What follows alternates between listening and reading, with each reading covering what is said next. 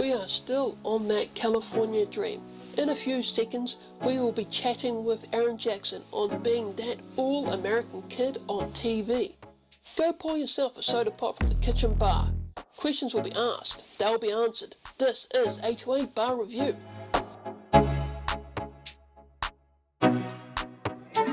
Make it positive, take it higher.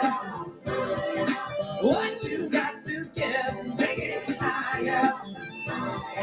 Live and let live, yeah.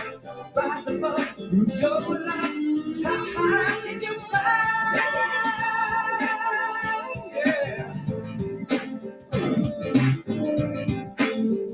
Take it higher. Can you describe your hometown, Pittsburgh, Pennsylvania, to us? I grew up about 20 miles south of Pittsburgh in a small little town, quaint little town. Everybody kind of knew everybody. You couldn't get away with much mischief while you were there just because everybody knew everybody. You know, if I did something wrong, everyone would be like, oh, you're Tommy Jackson or Zeke Jackson's boy. We're going to let him know that you did that. It was a great upbringing. I had two sisters. My parents divorced when I was very young. So it was just my dad, my two sisters, and I. Can you share a story or a moment where you got caught doing something and someone would say, oh, we're going to tell your dad what you did? I used to have a motorbike when I was a kid, and I used to ride it on the streets, and you're not allowed to ride a motorbike on the streets without a driver's license. You can't get a driver's license in the state of Pennsylvania until you're, at that time it was 15, but at this time I was only like 9 or 10. So, when the police pulled me over, or people would see me, they would right sure tell my father that I was riding my bike on the street again. It was just little stuff. I never did anything that was bad per se, but just, causing mischief, if you will. You're very much like the character Jake Sommers, more like Jake Sommers than Mark Winkle. Jay Anthony and I have had this conversation many a time. I think I'm more like Jake than Jake is like Jake. My first mode of transportation when I was a kid was a motorcycle. When I got hired on the show, I was riding motorcycles. I got my first tattoo when I was 15, 14. I was in the UK, and I smoked, in high school. I didn't wear a leather jacket because there was really no need, but I wore a jean jacket with the collar popped, and I was the original bad boy, if you will. Mark and I were definitely opposites. 100%. I can see why you and Jay would be very good friends, because he left home at a young age to pursue an acting career, and you did the same, more or less, right? Very independent at a young age. My father was very supportive of my career. When I was very young, he was kind of the driver, the chauffeur, the cook, the maid, the acting coach, the manager, the agent, the everything when I was a kid. When I decided that I wanted to kind of branch off and move out, I moved to London, right after I graduated high school. I did a time in London, and then from London, I moved to Los Angeles. Back in Pittsburgh, did you have a Sharky's? What was your Sharky's hangout? We had a roller skating rink. It was called Roll R Skate. The guy that owned his name was Floyd, and Floyd would kick me out regularly because I was always being silly or stupid. That was pretty much the hangout when I was, from the time that I was about 12 to probably 14. When I got my driver's license, or I started hanging out with kids that could drive, we hung out at a place called South Park. It had an ice cream stand down there, and but it wasn't really per se a diner like Sharky's was. I have the original Sharky's menu framed up over there. And I actually have Sharky's shirt, the original Sharky's shirt. Jake has the one that says Jake on it, but I have the one that says Sharky's on it. I think I remember seeing the price on the Sharky's menu, and the burgers were very cheap back then. I wish we had prices like that again. I would have to pull it out of the frame to look. They were $1.50, Now you're not buying a burger anywhere in the States for under $5. What was the best part of growing up and being a teenager in Pittsburgh? My childhood, because I was acting so much when I was younger, it was school to rehearsal, rehearsal to home, or it was film to film to film, or commercial to commercial to commercial. About 9, 10 is when I really started getting the work. I was booked pretty regularly and solid. I was a wrestler as well, so I was wrestling in the off season of acting, and I was in season, obviously, wrestling. It's not that I didn't have a life in Pittsburgh, it was just my life revolved around entertaining. I understand from other podcasts that your father was a radio DJ and he was your main influence in the entertainment business. Where did the performing arts begin for you? My dad's dad, so my grandpa Dale, he was a vaudeville actor in England and moved to the United States during World War II. In 38, 39, he moved to the United States. And then he adopted my father. My dad was born in 44, so I'm not sure how old he was when he got adopted. So he was adopted into an entertainment family. My grandfather was a vaudeville actor. And then my father followed that because my grandfather was doing a lot of radio, early 50s, late 50s. He passed away of multiple sclerosis when my dad was 16. So I never got to meet him. I've got 2 pictures of him here. I've got his original makeup kit sitting there as well from when he was a vaudeville actor. So I think my father just kind of followed suit in that. I liked the idea of radio. I thought it was kind of cool, but I didn't like the fact that people didn't see you. You know, it was just like you're this voice behind this box. I really liked the applause. So I think that's kind of why I veered that path. But my siblings never did. Both my sisters are very successful in their fields, but nothing to do with entertainment whatsoever. The only entertainment value they get is me when I come home and I make silly jokes. Can you share with us your first acting experience before undertaking acting as a paid profession? The first gig I got was a commercial for a local company called Waterbed Willie's. It was just a bed company, and I got paid to do that. My first big gig, I did a Pepsi commercial. I did quite a few Pepsi commercials, but it was with Paul Rodriguez. The first one aired during the Super Bowl here in the United States, and I guess around the world, I guess. I'm not really quite sure. Shortly thereafter, I got booked on a film, and I was doing plays and musicals all around town. I understand that you studied acting in London. Can you share with us the experience of studying the craft in London and the life that you experienced there? What was it like for you? That was a very last minute decision. I remember it was in July. I was talking to a friend of mine that was moving to the UK to go study abroad. I had graduated high school in that June, and I really kind of had no plan yet to speak of per se. Next thing I know, she said, "Hey, why don't you move to England?" And then my dad and I researched an acting school in England.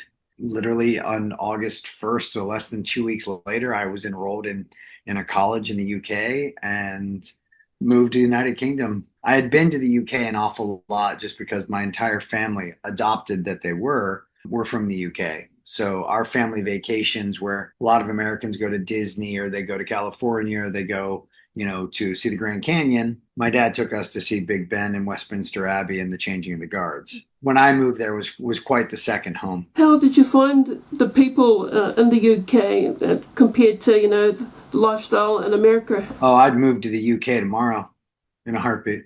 I would not hesitate to move to the UK. Love the people, love the culture, love everything about it. My wife is Scottish. In a heartbeat. I would not think twice.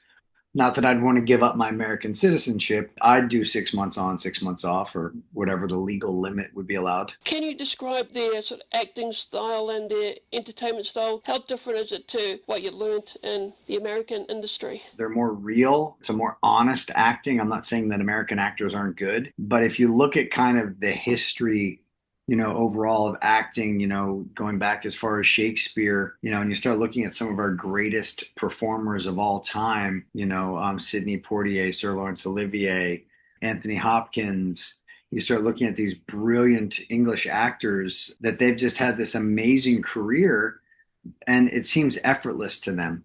So I think when I was in the UK and I was being taught, they stripped away inhibitions and they stopped us from trying to act and just allowed us to be. Nike has the best advertisement in the world, and their advertisement is 3 simple words: just do it. Don't think about it, just do it. And to me, that was acting for me. I've never claimed and never will claim to be the best actor in the world. I was a very lucky kid that got an awesome jam, but I was good at what I did. I worked an awful lot. I credit that a lot to my dad, to a lot of my high school and middle school theater teachers, to all of my teachers in the UK. They grounded me. They helped me chip away at the ego of being an actor and just allowed me to just do. You guys are pathetic. Would you listen to this? My cousin, the chick magnet. Well, I don't mean to brag, but it is common knowledge that classically trained musicians, like myself, Have to fight the women off. Then you must be a black belt because you're all alone, cuz. Look, you two together couldn't attract a chick at Old McDonald Farm.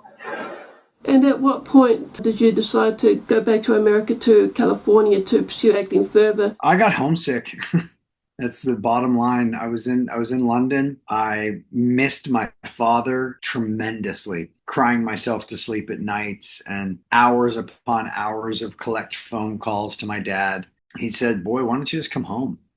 So I got home. It was a December. It was right around Christmas time. I was home for maybe 3 weeks. And I was like, yeah, no, this isn't working for me. I want to be back in Pittsburgh. So I packed up my car and everything that I thought that I needed in LA. And I convinced one of my high school buddies to move to LA with me. I had enough money to keep me afloat for a couple of months. My dad would have helped me out, but I had no place to stay. I had no apartment lined up. I had no manager, no agent. I had a toolbox of acting. You know, I had a resume and a headshot. I had some good headshots. January 11th, I moved to LA. Can you describe your first impressions of Los Angeles when you moved there to take up acting as a career? The same impression that I have now. It's a cesspool of fakeness and I hate it. I loathe California. I loved it because it was where my job was, right? I come from such a humble background. You take your shoes off, you kick your feet up and you talk. You know, you don't brag, you don't talk about what you have. You sit around and you talk about love and life and family and God and next Sunday's brunch, stuff like that. But in LA, it was also manifested and fake and augmented, if you will. It was not home. Never did I call it home. I lived there. To a lot of people outside of the US, we see Los Angeles as glamorous and exciting, fascinating. I guess you don't share that sentiment. It's glamorous. It's exciting. It's beautiful. It's all of those things. If you were traveling in there as a spectator, but when you live there, I was around celebrities, if you will, but I wasn't around celebrities. I was just around my friends. So I thought, right? Every conversation was, oh, what movie are you working on next? Or you know, tell me about your co-stars. There was no substance to the conversation.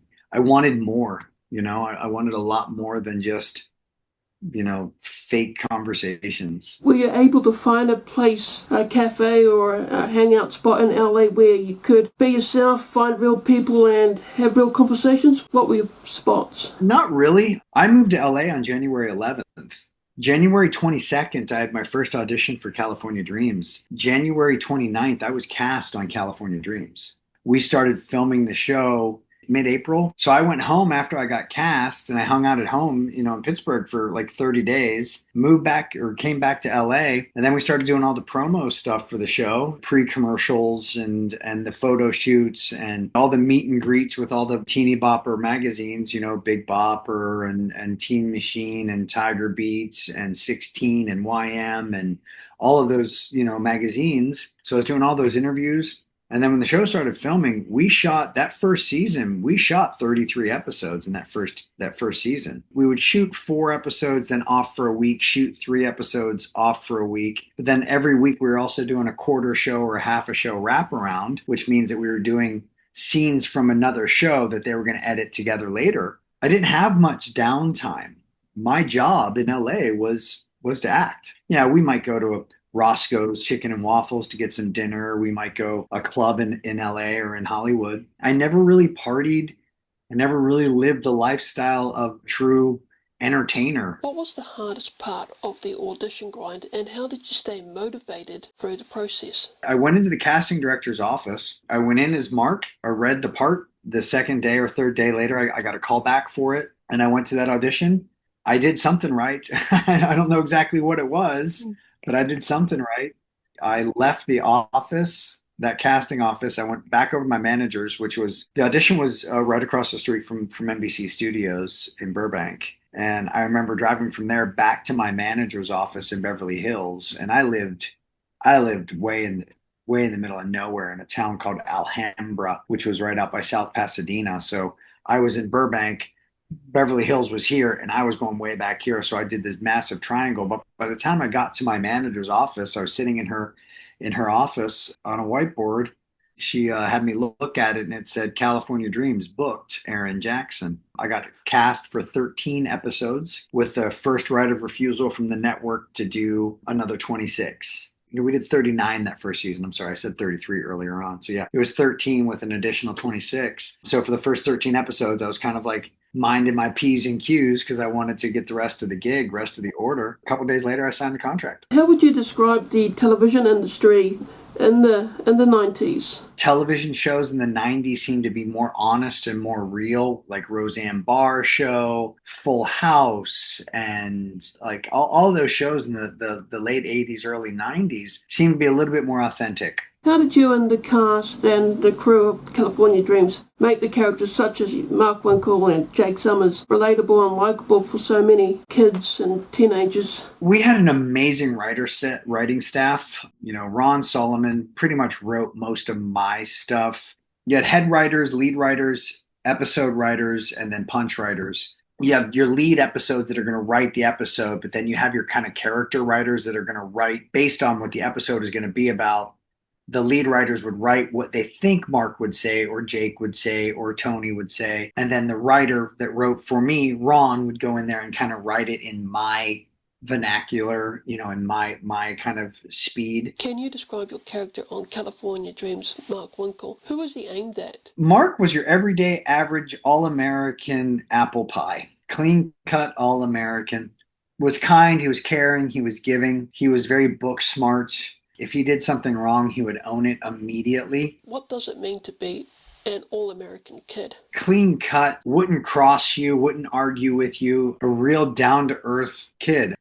I guess Aaron, one and the same. I was a very good-looking kid. You know, I had a good physique, I had good hair. I just kind of fit that mold of what society, you know, California or the United States, predominantly the world, would think would be what the true, like if you had to like put your finger on what an American, all-American, like specimen looks like, Mark Winkle was that. We're contestants in a charity version of the dating game. And I'm definitely going to win because Mark's my main competition.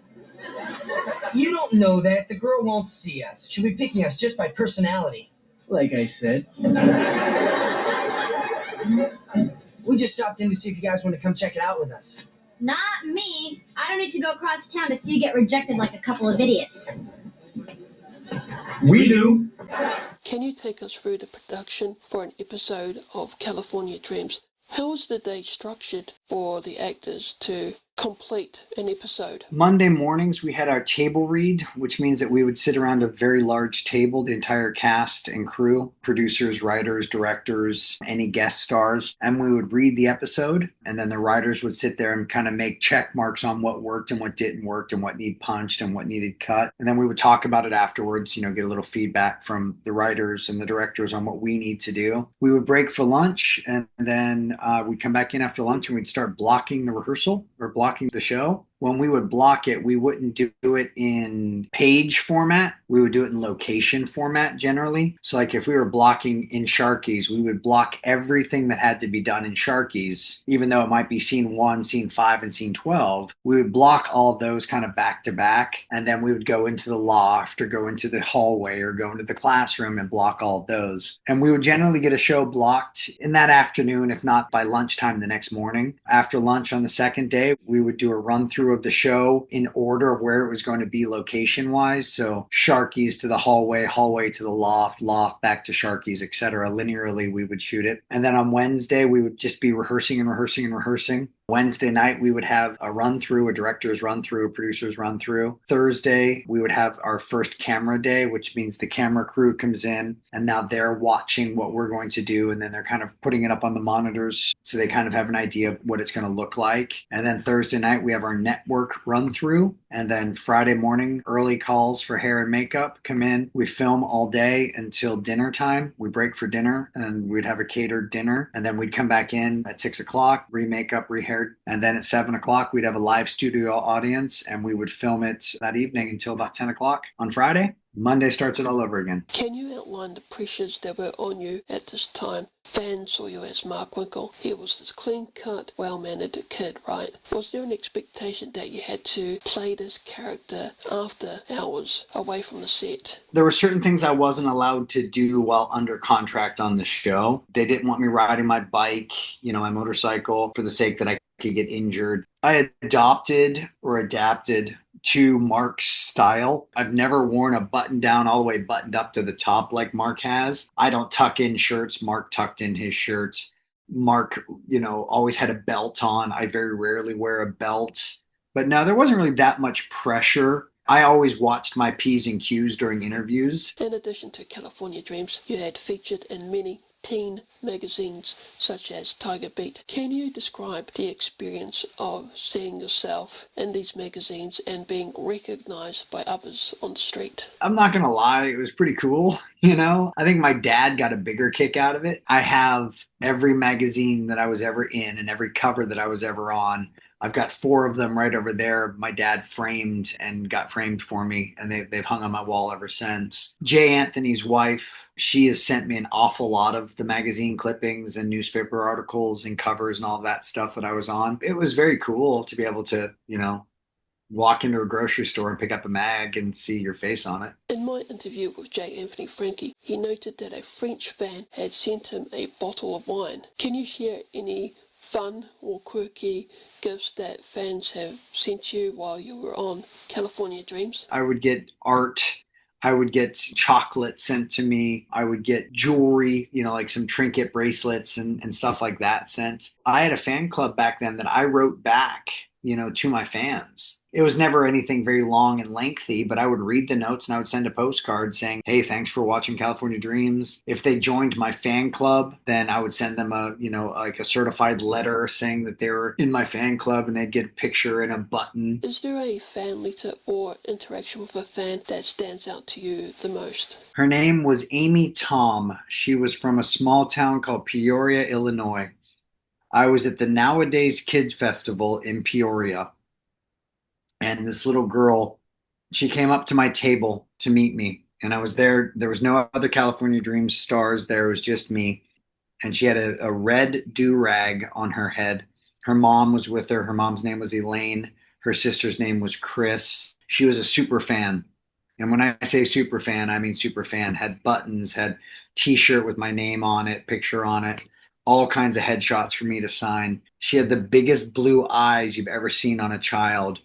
She also had no eyebrows, no eyelashes, and no hair. And she was diagnosed with bone marrow cancer. When I met her, she was given about 3 months to live.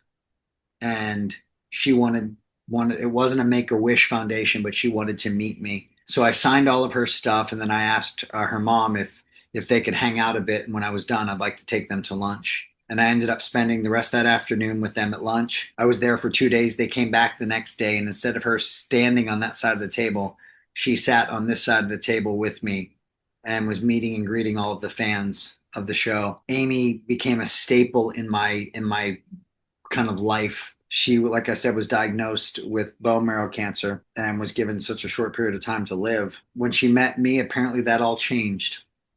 And she ended up living for another year and some change. I would fly regularly back to Peoria to meet up with the family. They flew out to LA one time to come watch the show tape. She passed away a year and a half later. And to this day, I'm still friends with her mom. Her sister passed away 2 years ago. Her dad passed away about 5 years ago. So I'm friends with her mom and her older brother, Jim. So that's the best interaction I've ever had with a fan. She's got a big place in my heart, that young lady. Can you describe the cultural impact that California Dreams had on fans across the US and in other parts of the world? Germany, Ireland, the UK, Spain. I think California Dreams was a show before its time. We hit everything under the sun when it came to drugs, alcohol, segregation, interracial relationships. We were doing stuff as teenagers on a television show that society didn't want to talk about. They didn't want to talk about kids drinking and driving. Tiffany Smith doing steroids. They didn't want to talk about Jay Anthony Frankie smoking or Jake Sommers smoking. They didn't want to talk about cancer when Jake's uncle died. They didn't want to talk about that stuff, right? Because that's not supposed to happen to kids. You know, we had the first Asian lead on a television show with Jenny Kwan. And then we had an Asian girl dating an African-American boy on a show. And then we had a Latino girl dating a white boy on the show. I get comments all the time on Instagram or Facebook say that I grew up watching you. You changed my life. You got me through so many hard times. Your show did. You did specifically. We were talking about real stuff in a comedic fashion. And it was okay that Mark Winkle drank and drove with Tara Reid and she got put into a coma with a punctured lung or a collapsed lung. And then Mark had to suffer that on his final speech during graduation when he says, it's amazing how the biggest life lesson I learned happened after the final bell. That hit home for a lot of people. Because of that episode, I personally, Aaron, don't drink and drive. I won't have a beer and drink and drive. I can remember sitting there in Lorena's loft on stage doing that episode, holding a can of beer that was not beer. Obviously, it was just soda that said beer on the side of it. Doing that episode and pretending like I was drunk, and then doing that next scene about her being, you know, almost killed in a car accident that was my fault. And like that stuck with me, and I think that stuck with a lot of the youth. Jake, there's this new kid, Tommy Keatings, and he's down at Sharky's bad-mouthing you. Yeah, but I stood up for you. I told him that sticks and stones may break Jake's bones, but names will never hurt him. Thanks, Tiff. I'm sure you ran home crying. But hey, I get it all the time. You know, some guy tries to knock my rep to get a rep. It's just hot air. How can you be so calm? It really ticked me off. He's going around saying he's much cooler and tougher than you. Well, did you say something to him? No way, he's much cooler and tougher than me. Have you thought about the reboot? What would a reboot of California Dreams look like? The camera would start off with Jay, you know, Jay and Tiffani, you know, are they together? You know, where are they? Are Lorena and Sly still together? Are Tony and Sam still together? And where's Mark? So it would follow those 4 journeys, or maybe 6 or 7, depending on where everyone's at. For some reason, we'd all come back to Pacific Coast. Jay would become the shop teacher, and I'd become the guidance counselor, and Tiffani would be principal, and maybe Sly owns Sharky's. Just do a couple of reboots, a little 6-episode miniseries, and be done with it. We're all old. We look fantastic. I'm going to show you a picture real quick of everybody. I think we look pretty darn good. You know, you got Jay Anthony there, you got Kelly right there, you got Brent right there, Jenny Kwan, Diana, and then myself. Michael couldn't make it that day for the photo session, but so I think we'd all look pretty good on camera still, not too old and decrepit. As Aaron Jackson today and as Mark Winkle, what is the one value, perspective that you would like to share with people today? The quality of your life is brought about by the quality of your thinking. Life is entirely too short to take things for granted, and it's never as bad as you think it is, because your perspective and everybody else's perception is completely different. So go into every situation with your eyes wide open. The quality of your life is brought about by the quality of your thinking. Aaron, you had acted in a wide range of genres for film and television. Many fans recognise you as Mark Winkle from the sitcom California Dreams and as Zane in children perform Fields of Terror. So let us wrap up this interview with the game This or That, horrors versus comedies. Which way do you like to go? Do you like to laugh or do you like to scream? Are you ready? Blazing Saddles or Texas Chainsaw Massacre? Blazing Saddles. Happy Gilmore or A Nightmare on Elm Street? Happy Gilmore. Groundhog Day or 28 Days Later? Groundhog Day. Superbad or The Shining? The Shining. Naked Gun or Halloween? Halloween scared the dog snot out of me. I'm going with Naked Gun.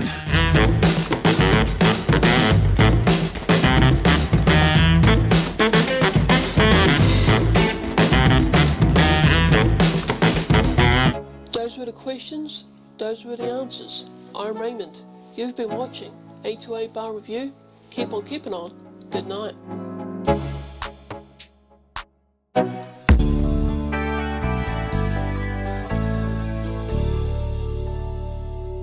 Surf dudes with attitude, kinda groovy, laid back moods, sky above, sand below, good vibrations, feeling mellow.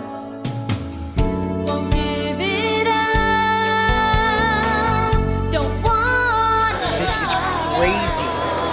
so bad. Don't wake me up. Don't wake me up if I'm dreaming. California dream. Just let me lay here in the sun until my dream is done.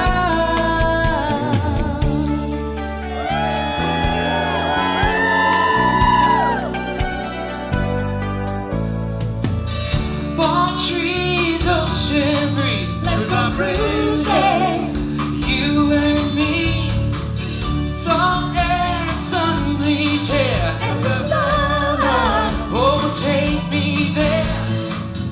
Won't let it go. One more.